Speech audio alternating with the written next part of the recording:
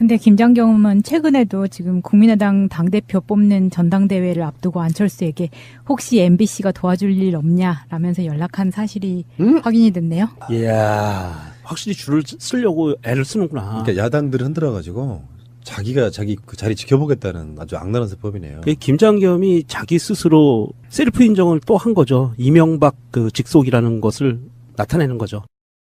이 언론 개혁이라고 하는 게 한국에 있는 가장 어려운 개혁이에요. 우리가 검찰 적폐, 국정원 격폐 얘기하잖아요. 근데 그 사람들은 공무원입니다. 그렇죠. 적재적소에 자리 배치만 잘해도 또 시스템만 살짝 손보면 개혁됩니다. 근데요, 언론은 완전히 다른 문제예요. 일단 공무원들도 아니지만 기본적으로 언론이 갖고 있는 속성은 정확한 중립은 없어요. 바라보는 관점에 따라서는 그게 언론 탄압이나 언론 장악이라고 볼 수 있는 요건들이 있단 말이에요. 그래서 정부에서 손대기가 가장 애매한 거예요. 그러니까 문재인 대통령 생각은 똑같을 겁니다. 공적으로 언론 개혁하는 건 사실상 법을 정비하는 수밖에 없는데 그것도 국회를 통과해야 되죠. 그래서 언론 개혁은 무엇이 가장 중요하냐면은 내부에 있는 직원들의 여론이랄까 힘이 가장 중요합니다. 그래서 지금 MBC나 KBS가 총파업에 들어가는 이유가 그런 거거든요. 지금 KBS는 MBC에 비해서 규모가 훨씬 커요. 정확하게는 모르겠습니다만 제가 알고 있기에 MBC보다 KBS가 3배 이상 커요. 그 정도로 조직 커요? 자체가 그 정도 차이가 납니다. 그러니까 MBC는 사실상 거의 모든 조합원들이 하는 총파업에 시작된 거고요. KBS는 노조가 1노조, 2노조, 3노조 막 이렇게 있단 말이에요. 복수노조가 가능해서. 그렇다 보니까 한쪽 노조만 총파업에 참여하게 돼도 별로 데미지가 별로 없는 편이고 아까 말씀드린 것처럼 KBS는 약간 국영 느낌이 좀 있어가지고 사실은 노조원들이 그렇게까지 하지 않아도 어느 정도 지배구조만 바꿔주면 되는 부분이 있고요. 근데 이제 고대영하고 김장겸이 알바끼하고 딱 지금 만나고 있는 부분인데 어쨌건 방송의 공정성이라고 하는 부분이 그래서 좀 힘든 거거든요. 바라보는 관점을 선전선동을 해가면 예를 들어서 검찰은요 공무원들인데다가 언론들이 안 받아주고 검찰이나 법원 개혁할 때 가끔씩 걸리적거리는 인사들이 있죠. 내부적으로 통신망이 그러나 올려서 약간 그게 화제가 되는 정도가 끝이야. 그렇죠. 근데 언론은 그 사람들 자체가 스피커의 힘을 갖고 있잖아요. 강력 저항하는 형태로 가요.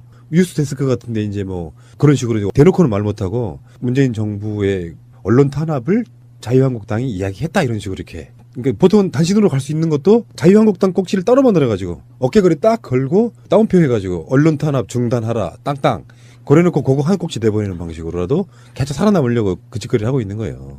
그러면서 지금 이 문제가 어떻게 계속 연결이 되냐면은 지금 9월 정기국회가 문재인 정부 들어서 첫 국회이기도 하고 사실은 이제 예산심의하고도 연관이 있는 가장 중요한 국회거든요. 이 중요한 국회를 여는 데 있어갖고 지금 김장겸 문제가 발단이 돼서 아까 말한 북핵 문제 같은 것들도 사실 도외시된 채 가고 있고 더 중요한 키가 뭐였냐면은 대법관 후보자가 사퇴할 때 김희수가 한 패키지였어요. 저쪽에서는. 네. 진보 좌파 적폐 이렇게 몰아가면서 윤정도 나가야 되고 김희수도 나가야 돼. 이건 이제 그건 딜령이었겠죠. 그래서 두 손 두 발 다 들었어요. 주식 문제 때문에.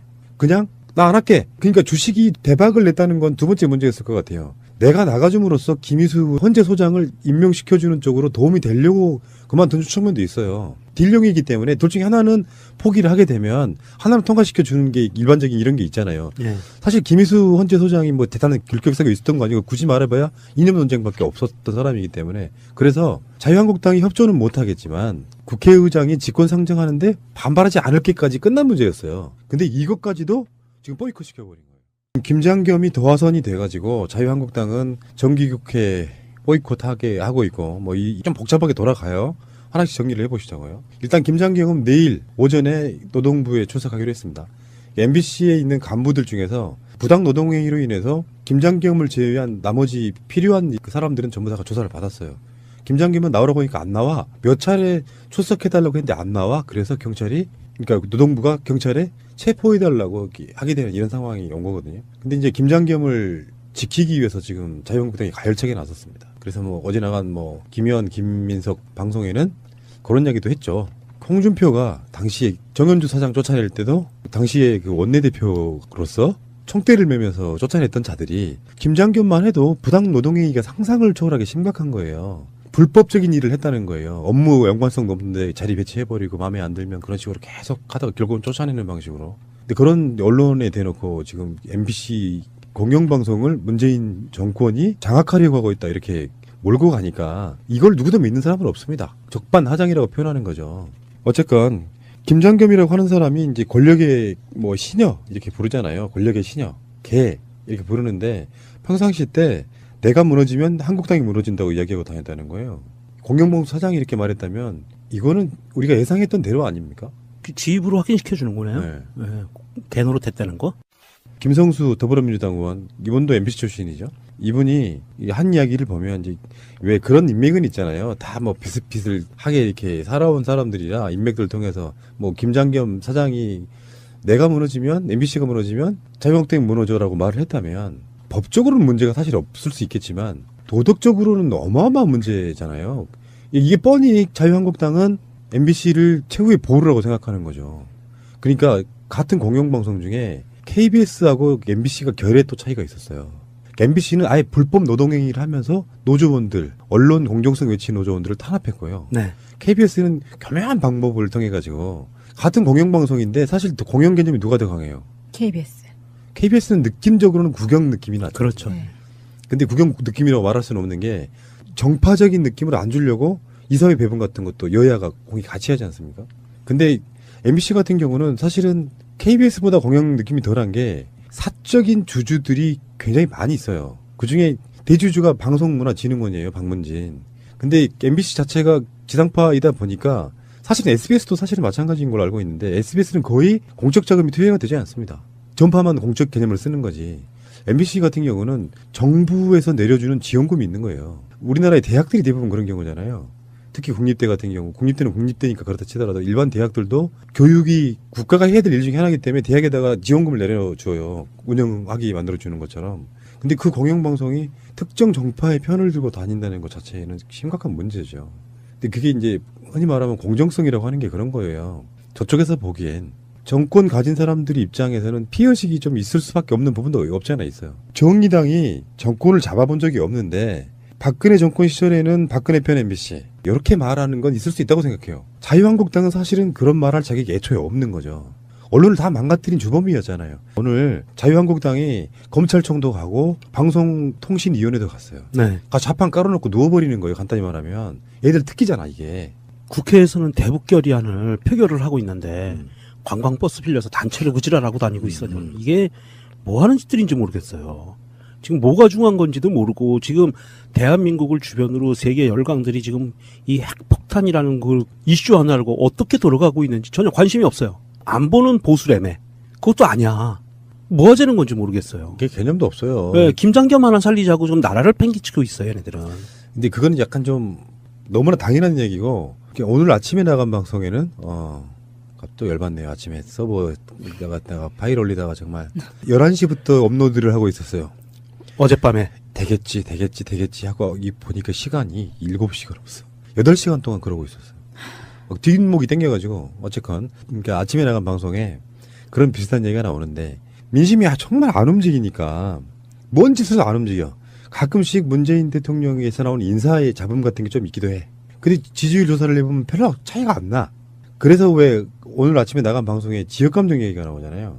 은근슬쩍 지역감정으로 던져봐요. 그것도 안 움직여.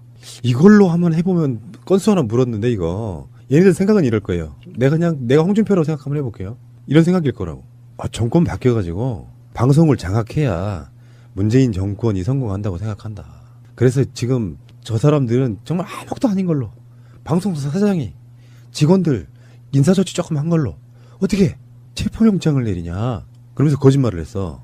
사법경찰 문제로 그런 건수가 어딨냐고. 무식한 놈의 새끼. 1년에 몇백 건씩 있어요. 그래서 왜 그 근로감독관을 노동경찰이라고 표현하잖아요. 예. 사실상 사법경찰 제도는 검찰이 허가해 주는 거긴 하지만 줄 수 있는 권한이기도 하고요. 그런 거짓말들을 하면서 이렇게 종민을 막 선동해요. 근데 이것도 저는 안 먹힐 거라고 봅니다. 그것은 뭘 말해주느냐면은 뉴스를 소비하는, 그러니까 일반 오락 프로그램을 얘기하는 게 아니라 MBC는 어떻게 망가져 왔냐면은 하나는 보도지만 하나는 정말 좋은 드라마의 왕국, 드라마 왕국이었거든? MBC 하면 생각나는 게 드라마 중에 무슨 드라마예요? 막장 드라마예요. 막장. 네. 그러니까 MBC 전체의 정신이 다 썩어버린 거라고 좀 보거든요. 그리고 보도 기능을 갖추거나 교양 기능 갖추거나 PD 수첩 같은 것도 다 망가졌고. 그러니까 MBC 자체에 시청률이 안 나오는 거죠. 그러니까 저쪽 보수라고 할지라도 그 사람들은 MBC 자체를 자기들 채널이라고 생각 안 해요. 그냥 KBS 보시는 분들이 있어. 오랜 시간 동안 KBS 공정 보도를 하든 안 하든 기본 시청률이 유지가 되는 거예요. 그러니까 MBC라고 하는 곳이 대단한 어떤 열정적인 국민의 지지를 받고 있었던 그런 채널이었다고 하면 야 그런 일로 어떻게 사장한테 체포영장이 발부되냐? 하고 사람들이 돌아설 수 있지만 애초에 관심이 없다는 거예요 사람들이. 그리고 MBC 자체를 안 본 지도 오래됐고 최소한 뉴스는 MBC 못 보겠다. 뭐 알통이 있으면 보수고 알통이 없고 말랐으면은 그거는 그냥 진짜 코미디로 말하려고 하는 게 아니라 사회 시사적인 진짜 해야 될 보도를 못 하니까 시간 때우기 식으로 그런 짓거리를 했던 거거든요. 파장이나 반향도 별로 없을 거라고 보는데 거의 없을 거라고 보는데 너무 비열한 거죠. 아까 말한 것처럼 정의당이 그렇게 하면 이해가 간다니까요. 공정성 취해라고 말할 자격이 있는 사람들인데 최소한 자유한국당은 그런 자격이 없는 것이죠. 이 중요한 국회를 여는 데 있어갖고 지금 김장겸 문제가 발단이 돼서 아까 말한 북핵 문제 같은 것들도 사실 도외시된 채 가고 있고 더 중요한 키가 뭐였냐면은 대법관 후보자가 사퇴할 때 김희수가 한 패키지였어요. 저쪽에서는. 네. 진보 좌파 적폐 이렇게 몰아가면서 윤정도 나가야 되고 김희수도 나가야 돼. 이건 이제 그건 딜령이었겠죠. 그래서 두 손 두 발 다 들었어요. 주식 문제 때문에. 그냥 나 안 할게. 그러니까 주식이 대박을 냈다는 건 두 번째 문제였을 것 같아요. 내가 나가줌으로써 김희수 헌재 소장을 임명시켜주는 쪽으로 도움이 되려고 그만둔 측면도 있어요. 딜령이기 때문에 둘 중에 하나는 포기를 하게 되면 하나는 통과시켜주는 게 일반적인 이런 게 있잖아요. 네. 사실 김희수 헌재 소장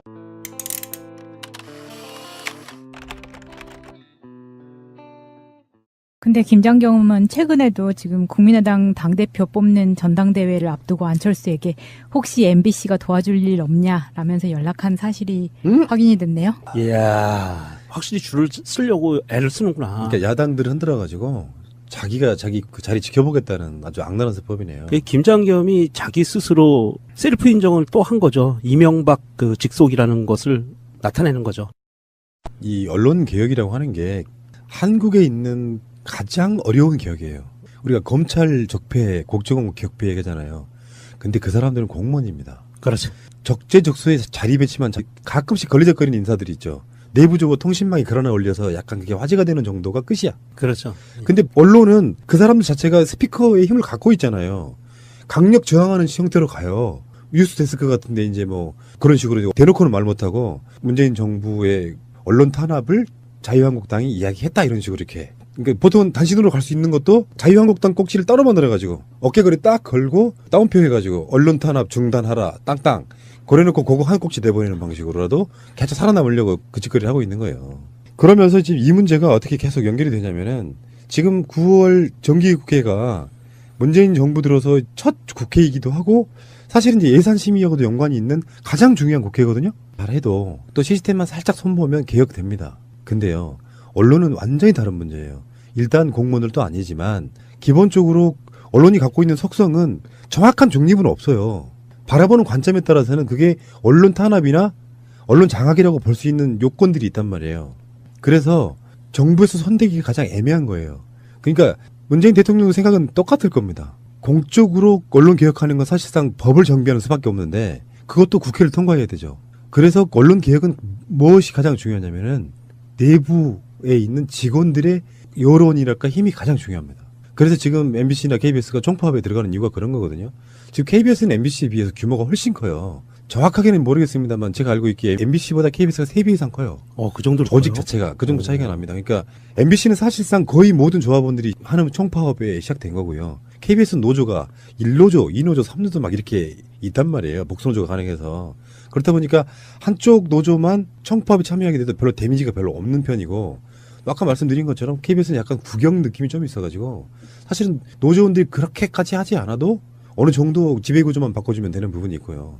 근데 이제 고대영하고 김장겸이 알바끼하고 딱 지금 만나고 있는 부분인데 어쨌건 방송의 공정성이라고 하는 부분이 그래서 좀 힘든 거거든요. 바라보는 관점을 선전선동을 해가면 예를 들어서 검찰은요 공무원 들인 데다가 언론들이 안 받아주고 검찰이나 법원 개혁할 때